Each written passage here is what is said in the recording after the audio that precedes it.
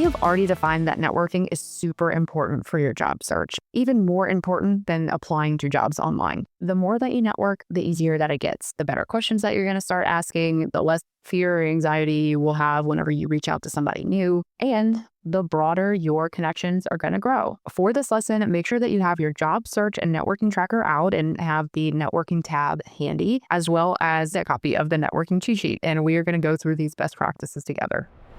Our agenda is super brief today. We are going to go through the 4 sections in this checklist. The first is the contact log, which we will briefly discuss that job search and networking tracker Excel sheet as well. If you haven't done that tutorial, it's a really powerful complement to this exercise here. Next, we are going to talk about your request for a connect with your networking contacts or the people that you're hoping to have a meeting with. Then there's a list of questions that we're going to review, and you can use these to prepare your own questions for the meeting. And finally, we're going to talk about how to get ready for the day of the meeting. And this will also feature the interview prep checklist. I want you to get everything right. So make sure to clear your space, limit your distractions, find some time by yourself, and really take a moment to absorb this information. There's also a couple supporting resources I wanted to call out here. The career prep presentation is great for this, but also the job search and networking tracker Excel. That has its own separate tutorial, but that is a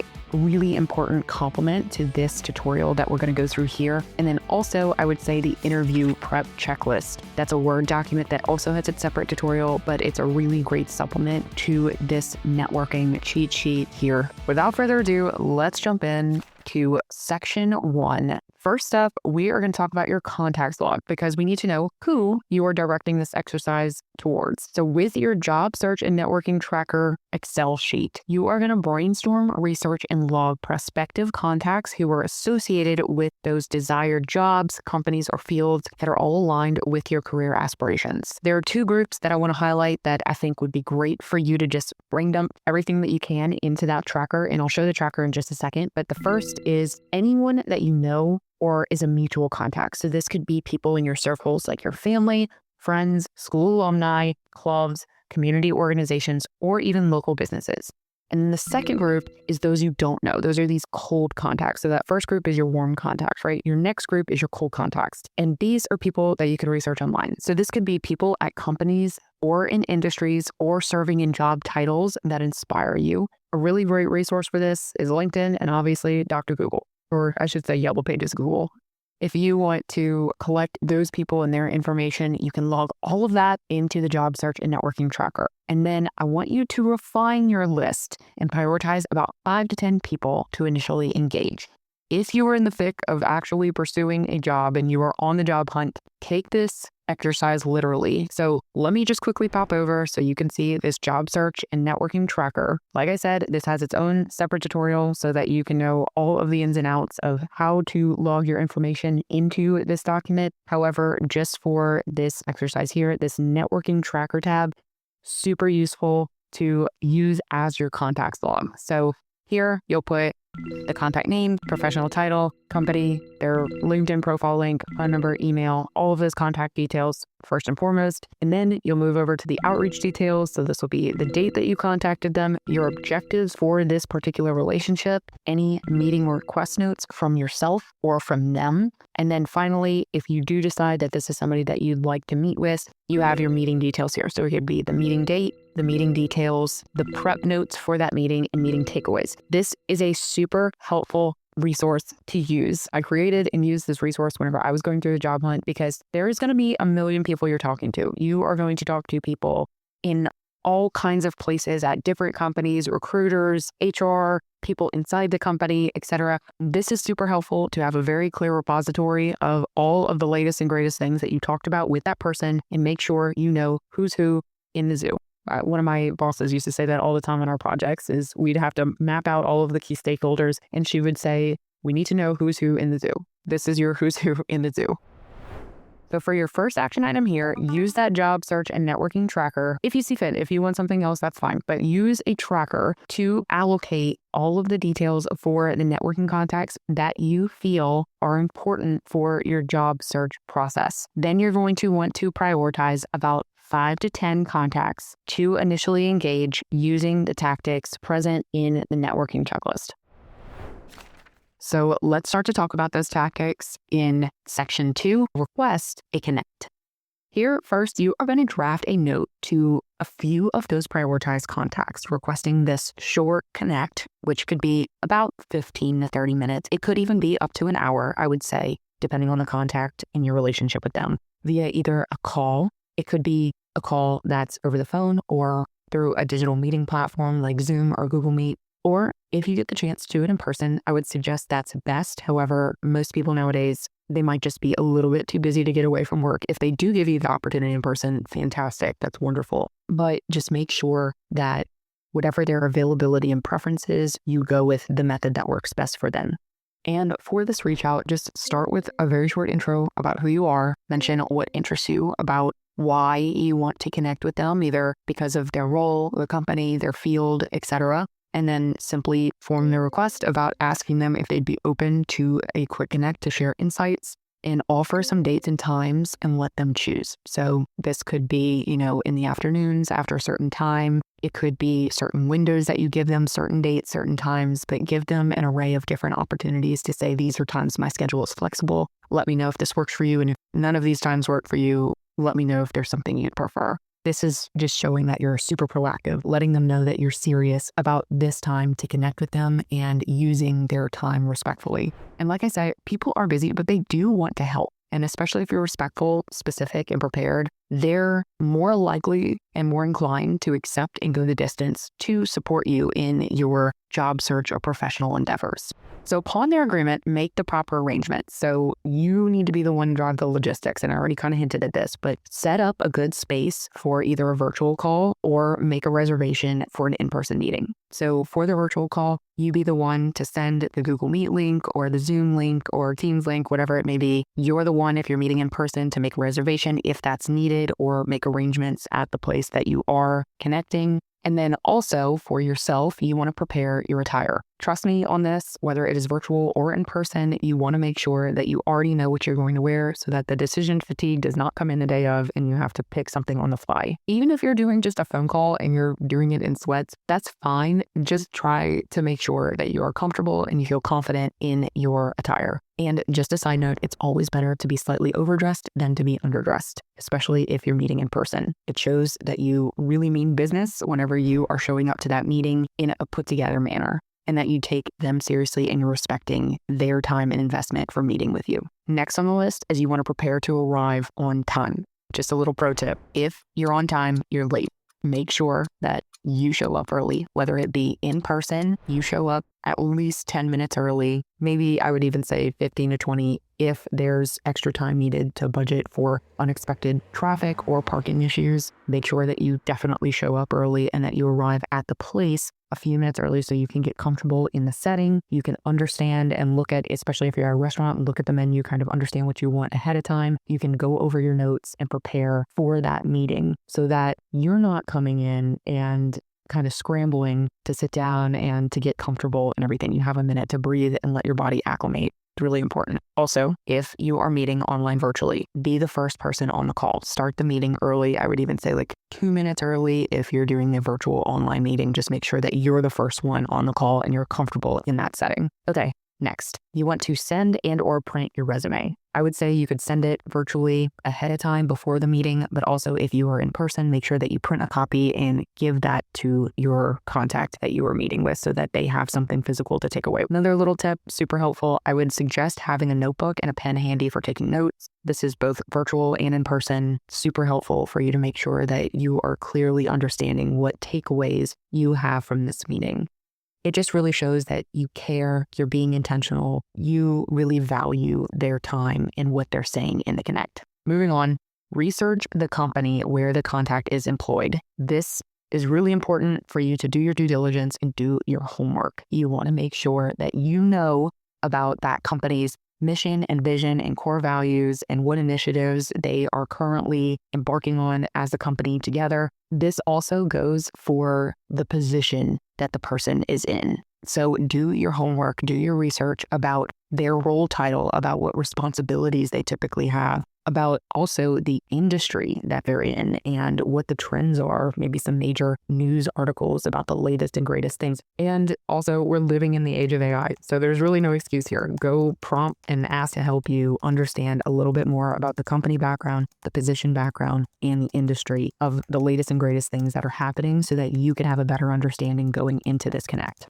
Moving on, another piece of research to conduct is any open occupation positions at that company and the requirements of those open job postings at the company. This is really critical if you are interested in the opportunities at that company. Make sure that you understand the requirements, the needs, the skills for those job postings so that you can talk through them with this contact. And also you can think through, how have I demonstrated value? How have I shown that I'm qualified or that I am the right candidate to fulfill those job requirements for those job postings at the company? So now that you've done some research, last two little action items here for requesting your Connect. Practice your introduction, your questions, and your closing for this Connect. I am telling you, you are not silly. Look in the mirror, look at yourself, and talk through what you are going to say in terms of your introduction, your questions, and your closing. This is so, so important because you don't want to get there into the networking meeting and that be the first time that you've ever said any of these things. Do not think that just thinking through the questions and the thoughts of what you're going to say in your head is enough. I'm telling you, practice so that your body is already comfortable saying those things and that muscle memory kicks in so that any nerves that you might have the day of, they just dissipate, right? Because you've already been here, you've already done this, you already know what you want to say and the points that you want to bring to that meeting and the questions that you have and the value that you want to get from that meeting. It's going to make you more comfortable if you practice ahead of time. In addition to practicing your words, you also want to practice your nonverbal communication. So what is this? This is your body language, right? How you hold yourself, how you're sitting, your posture, your hand gestures, where you're placing them. If you're making eye contact with this person, where you want your phone to be. So think through all of these scenarios about what it could be like in person or virtually through a call. If you're even online, you want to make sure that you understand what's behind you too, your background, your spatial awareness, and you're sitting and you have good posture and you're holding your head up and exemplifying confidence in your nonverbal communication. And then last, you want to practice your active listening. So the best networking connects are where you ask questions and then you stay quiet. Why? Because people like people who let them talk about themselves. It's just like a fact of life. But also, you are going to get so much more out of somebody who is more experienced. They have more education. They have more time in this position, in this company, in this industry, and they can give you so much more insight and value than any kind of Google search or ChatGPT prompt or anything like that. So practice actively engaging, listening, acknowledging their answers, writing and taking notes to things that are important or paying attention to key words, phrases, takeaways, any of those things. It's also going to display a level of respect that is going to be taken well because it means and it shows that you are actually valuing that person's time by actively listening to them. So let's move on to section 3, where we are going to prepare questions for the Connect. Every good networking conversation has 3 parts: a beginning, a middle, and an end. So let's walk through each together. Every Connect should have a purpose. Please do not reach out to somebody and say, I just want to learn about things, and you don't have any other takeaways from the meeting. People are busy. Make sure to have a clear agenda for the Connect and prepare. We've already talked about a lot of ways that you can prepare, but specifically the questions that you are going to ask. What do you want to get out of this Connect? People are not meeting just to meet. And if you're building a relationship, it should be a two-way street, not a highway and a bike path where you're just taking time from them and asking for things from them and you're not offering things in return. So you really need to think about, what do you want to get out of this Connect? And I would suggest that for every single meeting that you ever have, make sure that you have a very clear end goal for the meeting, right? 7 Habits of Highly Effective People. Begin with the end in mind. If it is appropriate for this Connect, send the agenda or the questions to the contact ahead of time. If you have very specific things that you do want to ask and it's the right dynamic to send that ahead of time. If not, make sure that you have that pen and paper, that notebook handy with these questions in it so that you can really think through and articulate what you want to ask in that meeting and the information that you'd like to get. This is going to also show just that you're proactive proactive, that you've prepared, that you're intentional, and that you care. So as I already mentioned, every meeting should have a beginning, a middle, and an end. So we're going to kind of break up these questions into those 3 parts. First, you have your introduction. So just open that meeting confidently. Whenever you meet them in person, smile, shake their hand, reintroduce yourself, say hello, be warm and inviting. If it's virtually, again, smile, be warm, inviting, ask them, how they're doing. Make sure you thank them for taking the time to meet with you for any medium of the call. And then to open things up, provide quick context on why you're here, on your story, your background, and your aspirations, as well as what you are hoping to achieve from this meeting. That's going to really set the tone, and it's going to reinforce the agenda for the call. And then this isn't mentioned here in the sheet, but you should absolutely ask if they have a hard stop at the agreed upon time for the end of the meeting. This is going to reinforce that you respect their time. So set that tone for the introduction, and then you can hop into what areas make sense for you. So these are all like the middle questions. If we're thinking about a sandwich, the bread's the introduction and the closing. The meat of the sandwich is the middle questions. So these are just meant to be inspiration here, but there might be other questions that you should add to your agenda. So let this inspire you. Let this help you brainstorm your own set of questions, and feel free to just take any of these and make them your own for your list of what you want to ask in your meeting. Here are a couple questions regarding their specific career. So first, you can ask them about how they got started in their field and a little bit more about their career journey, learning how they got to where they are today. You can ask them about what they love about their work or how this work feels aligned with their purpose. You can also ask them about some of their favorite accomplishments, memories, projects from their work. What are their favorite, career wins that they've had? So just a couple on their specific career. I think it's really helpful so that you can understand more about their background, their authority, their credibility in this space. And then you can move on to advice on the industry. So this is just, how do you see the industry evolving in the next few years? Are there certain trends that you see where the industry is heading in the next 5 years that you should know about as you are preparing to enter this industry? And then if we look at maybe seeking some advice on the specific role that you're interested in. So what does a typical day look like in this role? What paths are there to grow and develop in this role? How do I get to this role? If we're talking about enabling avenues, are there different opportunities to learn and be more qualified, more credible, more authoritative going into this space, into this job title? What skills, certifications, or experiences help set someone up for success in this field? What does success even look like in this field? And from your experience, what advice would you want someone starting their career in this role to know? So if you were in my shoes today, what would you tell me, knowing what you know now, to help me start off on the right foot in a manner to be the most effective that I can be in this field? Okay. And then if we're looking at advice about the company, we can talk about, how did you come to work for this company? What does, it look like to be whatever the occupation title is that they have at that company? What's the structure of the company? Do you work on teams or do you work alone? What are the hours? Understand a little bit more about their role in the company or the role that you're interested in. What does the company culture look like? This is important. You want to make sure that it's a fit for you and that it actually speaks to your needs. Do you have a positive experience overall working with the company? And if you already completed the job search and networking tracker, you know that 70% of job roles are not even posted online. So are there any open opportunities at the company that maybe aren't listed online? Is the company actively recruiting for these roles? Is there any opportunities to support upcoming initiatives for the company, especially if it's a company you're really passionate about? So that's the middle question. That's really the bulk of the conversation. And then as you're closing, there's a couple formalities that are helpful to reinforce what you just talked about, to restate what you just heard, and then to reinforce your interest or your next steps with that contact. First, just ask if they recommend any books, podcasts, resources to learn more, to be more effective in your position, to position yourself better and more strategically as a candidate for the company. So kind of going along with that last question about the company, is there anything like any opportunities, any assistant internship, shadow work, contractor work, etc., that you might be able to support specifically that's either currently taking place or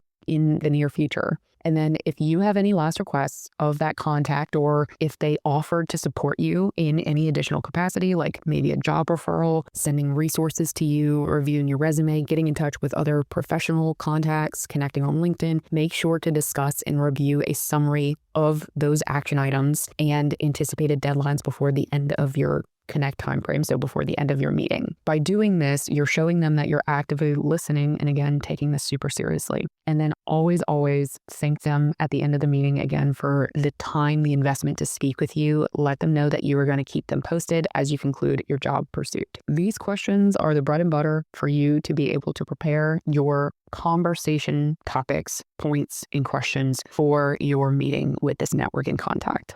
Okay, so now that you have engaged your contacts, you have done all of your research and your homework and prepared your questions, let's talk about the last section, preparing for the day of. Here, I wanted to call out the interview prep checklist Word document for any additional ideas on how to prepare. It is a great supplement for you to understand more about interview mediums, about the types of interviews, about how to prepare a little bit deeper than this networking cheat sheet. So there's items about what to do the night before and the day of here as well. And then a little excerpt about what to do after the interview. There's also a repository of questions here. Some of them are similar to the questions that you've already seen, but if they are appropriate to bring it to your networking call, you have this resource at your fingertips as well. So that resource has its own tutorial. You can go through it and see if any of that is relevant or important or helpful for you to bring to this networking connect too. But know that an interview, it's more rigid than this networking connect. So there's a lot more in terms of how to prepare. You don't need to take that as literally as the networking connect here. This should be enough. Moving on, have all of your professional materials ready for this reference. So like I said, printed resume, make sure you send them a digital copy too.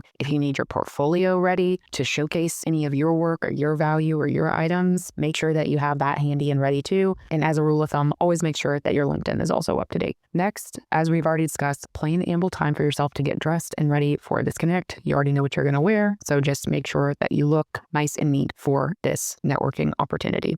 Again, if you're on time, you're late, so make sure that you arrive early. Next, leave any printed materials with them if you're meeting in person, and send a follow-up email thanking them and address any additional takeaways that you discussed. So as we said in the closing right above, that if you have any requests or if they offered any support, that bullet there, make sure that you put it in writing and follow up with an email or a text if that's more appropriate for this connect. But I would say an email is more formal. So make sure that you thank them again and put those takeaways in there with the anticipated deadlines and due dates for either the connect to get you things that they said that they would, or for you to get them things that you said that they would. Make sure that's all there in the email. And finally, make sure that you write your meeting notes and takeaways in your job search and networking tracker in Excel. This is going to be really helpful for, like I said, all of the job search shenanigans where you are meeting people constantly and networking and trying to make good, valuable relationships. Having your takeaways in your meeting notes there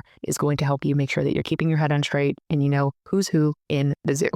So your action items from this exercise. As it is time for you to begin outreach to those contacts, consider each of the action items under the Request a Connect section as it pertains to your particular meeting. When a contact accepts, use the Prepare Question section to brainstorm the right questions for your meeting. And number 4, I would suggest 3 days before your meeting, consider each of the action items under the Day of section and review the interview prep checklist for additional means to prepare and make a favorable impression. And just to address something as we wrap up, networking has gotten this bad rap for being pushy, for being fake, or just being uncomfortable. But I hope that you can see from this worksheet that real networking means creating genuine connections that help you learn, that enable different opportunities and open new doors for you and the other person. So just to recap what we talked about in this exercise, we went through the contacts log where you are going to list all of the details about your contacts that you would like to professionally network with. And you can do this in the job search and networking tracker. Then we talked about how to properly request that connect and how to prepare for the connect, as well as preparing your questions for the connect. And there's a repository that you can pull from or use as inspiration to develop your own questions. And then finally, we talked about getting ready for the day of. And like I had mentioned, you can go to that interview prep checklist to reference additional means of preparing for your networking meeting. Next time you go to network with somebody, use this cheat sheet to help you start the conversation with confidence. It may feel uncomfortable at first, but the more that you do it, the more you're going to learn how to navigate this, the less it'll feel scary or daunting to reach out to somebody new, the better questions that you're going to ask. And now it's your turn. So take the first step, reach out to that first person, and use this cheat sheet to help guide that first conversation with confidence.